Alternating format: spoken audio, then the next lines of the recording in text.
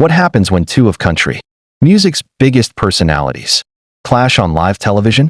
And a simple question about songwriting credits turns into an explosive confrontation that nobody saw coming. Today, we're diving into the shocking moment when Tim McGraw walked off the Kelly Clarkson Show after Kelly pushed him on a topic that clearly struck a nerve. Before we get into this incredible story, make sure to hit that subscribe button and drop a comment below because this one is going to leave you speechless. The tension started building the moment Tim McGraw walked onto Kelly's stage that afternoon. You could see it in his body language. The way he adjusted his hat just a little too often.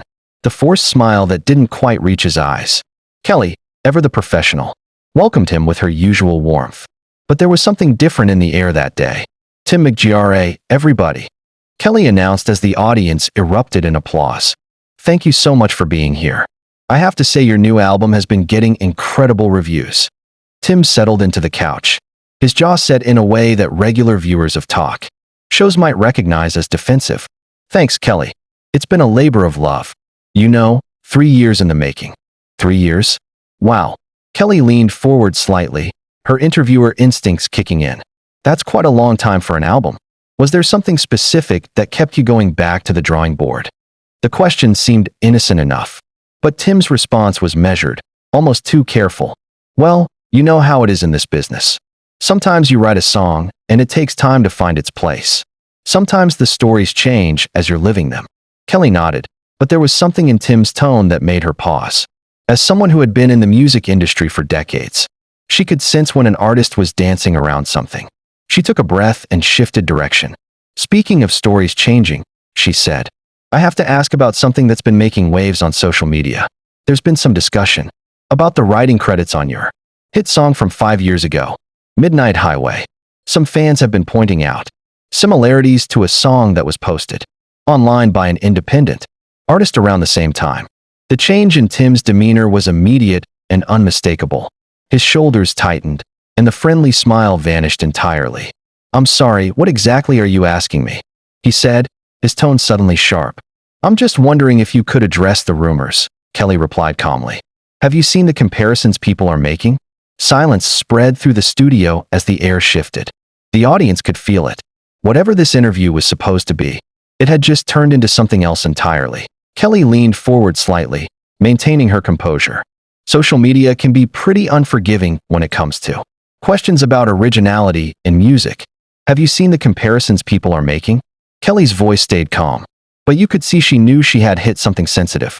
Tim's face tightened. Kelly, I think there might be some confusion here, he said, his voice taking on an edge. I've been writing songs for over 30 years. Every song I put my name on is my work, period. The audience grew noticeably quieter. People shifted in their seats. This wasn't the normal light-hearted back and forth they were used to. I understand that, Kelly answered. And I respect your body of work immensely. But when fans start pointing out chord progressions, melody lines, and even lyrical phrases that seem remarkably similar to this independent artist's work, don't you think it's worth addressing? She paused for a beat. The artist in question, Sarah Chun, has been trying to get people to listen to her version, which was uploaded to her personal website months before Midnight Highway was released. Tim leaned back as if he'd been physically pushed. Are you seriously sitting here, accusing me of stealing someone's song on national television? I'm not accusing you of anything, Kelly replied. I'm asking you to respond to what people are saying. That's what we do here. We have conversations about things that matter to your fans and to the music community. What matters, Tim said, his voice rising, is that I've never heard of this Sarah Chun person in my life. What matters is that I've sold millions of records and written hundreds of songs, and I don't need to steal material from some nobody with a website. The words dropped like a stone into water. You could almost hear the ripple go through the crowd. Kelly's expression hardened slightly. Some nobody? She repeated. Tim, Sarah Chun is a talented songwriter who's been working in Nashville for years. She may not have your level of success, but that doesn't make her work less valuable or less worthy of protection. Tim suddenly stood up, his microphone pack shifting as he moved. I think I see what this is really about. Kelly, you're looking for controversy, looking for drama to boost your ratings. Well, I'm not going to sit here and let you turn me into your villain of the week. The cameras kept rolling as Kelly remained seated, her professionalism intact even as the situation spiraled. "Tim, please sit down," she said. "This isn't about creating drama. This is about having an honest conversation. About something that's already being talked about online." Tim let out a humorless laugh. "You ambush me on live television with accusations about song theft, and you call it honest? I came here to talk about my album, not defend myself against Som." By now, the studio felt heavier. Even the crew at the sides of the stage looked unsure whether to intervene or let things unfold. "Those aren't trolls, Tim," Kelly said firmly. "Some of the people raising these questions are musicians, producers, people in the industry who understand music composition. When multiple people independently notice the same similarities, it becomes worth discussing." Tim shook his head, pacing slightly behind the couch now. "You know what, Kelly? I thought you were different. I thought you understood what it was like to be in this business. But you're just like all the rest, looking for the next scandal to keep people watching." Kelly stood up, matching his height and energy without raising her voice.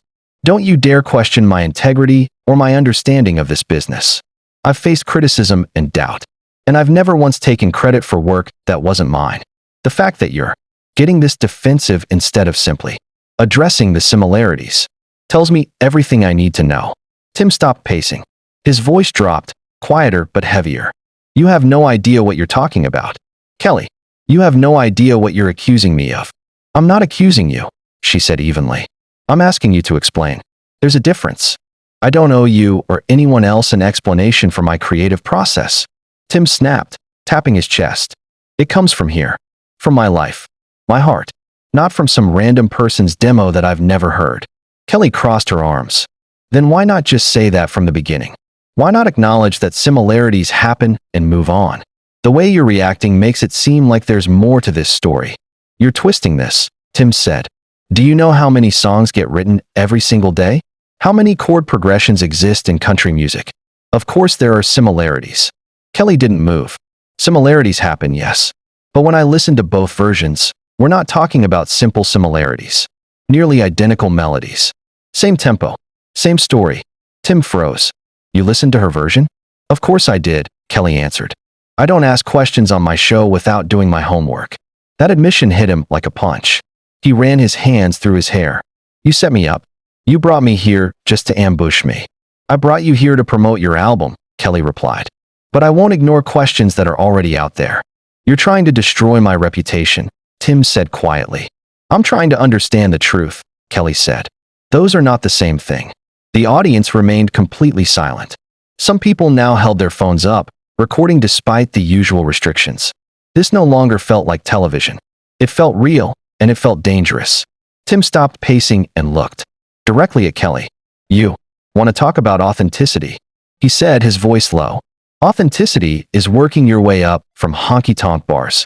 It's writing songs on the back of a tour bus at 3 in the morning. It's giving everything you have, even when people like you are trying to tear you down. And authenticity," Kelly replied, just as calm, "is being honest about your sources of inspiration. It's giving credit where it's due. It's not dismissing other artists as nobodies." "I didn't say she was a nobody," Tim muttered, though both of them knew he had. "Yes, you did," Kelly said. "Those were your exact words." For a brief second, something like shame flashed across Tim's face. But instead of backing down, he pushed harder. "You're jealous," he said suddenly. "That's what this is. You see someone who stayed relevant, and it bothers you." The studio went dead silent. Kelly's voice turned cold. "My show is one of the highest-rated daytime shows on television. I don't need controversy to stay relevant. But I won't let you deflect from legitimate questions by attacking my career." Tim laughed bitterly. "What did they pay you to assassinate my character?" Kelly stared at him for a long moment. "Get out." "What?" "Get out of my studio. This interview is over."